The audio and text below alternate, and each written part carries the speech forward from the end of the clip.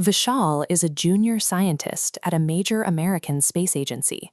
To him, the world is a series of data points, and if a phenomenon can't be measured or replicated in a lab, it effectively doesn't exist. But his commitment to logic hasn't made his life any easier. He spent years watching senior colleagues take credit for his research, leaving him in a state of quiet, cynical misery that no amount of data can fix. He leans on technology for everything, yet the screens in his lab offer no answers for his career stagnation or the depression that follows him home every night. When an analytical mind hits a wall it can't think its way around, it often retreats into arrogance. Vishal used his scientific credentials as a shield, dismissing anything he couldn't explain as simple superstition. When his parents suggest a pilgrimage to a shrine hidden among these unforgiving peaks, Vishal's response is a laugh. He sees their faith as a relic of the past. He only agrees to the trip because he sees a professional opportunity. He plans to use the sacred backdrop to film travel vlogs, chasing the views and social media validation he can't get in the lab. The journey begins at the base of these steep slopes. It is a grueling, vertical world where the air gets thin and the modern comforts Vishal relies on begin to disappear. He tries to take the easy way up by hiring a pack mule, but the animal refuses to budge. He tries a second, then a third, but each one reacts with the same strange, stubborn resistance, forcing him back onto his own 2 feet. This leaves Vishal hiking alongside his elderly parents, physically struggling through paths carved between massive walls of ice. The mountain has a way of stripping travelers down. By the time the temple finally comes into view, the vlogger's ego has been replaced by exhaustion and raw willpower. They arrive at a structure that shouldn't be standing.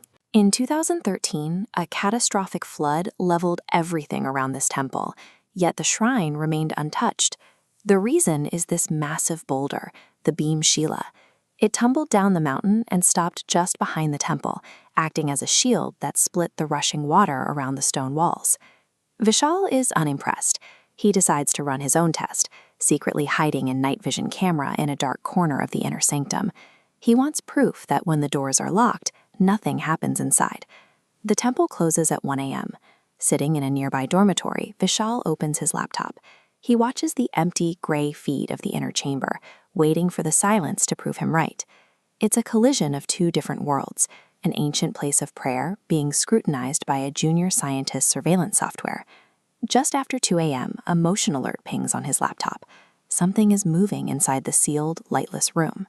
As he leans in, a flash of white light fills the screen, completely blowing out the camera sensor for several seconds.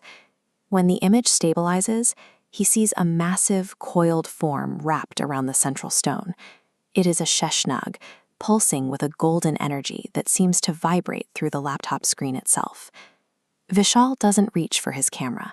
He doesn't record a vlog or look for a technical explanation. He simply sits in the dark and weeps, as the rigid certainty he's lived by for years finally gives way. He stumbles out of the room and finds his father, confessing everything through tears. The arrogance he arrived with has vanished, replaced by a desperate need for the very faith he used to mock. There is a moment where the mind stops trying to categorize the world and simply accepts it. Vishal is no longer looking for data. He is finally looking for a connection. At 4 a.m., while Vishal is still reeling from what he saw on the screen, his phone vibrates. It's a call from his boss in the United States. The news is staggering. The internal theft has been uncovered, his stolen research restored, and his promotion signed. This charts a remarkable coincidence. At 2 a.m., Vishal's internal worldview was challenged. By 4 a.m., the professional deadlock that defined his life suddenly cleared, as if the resolution of his internal struggle allowed the external pieces of his life to finally fall into place. He had spent years trying to solve his career problems with logic, but the solution only arrived in the wake of his own humility. When the sun rises, the temple is transformed. The bright orange garlands stand out against the ancient stone, marking the start of a new day. Vishal is there for the opening, chanting with the other pilgrims.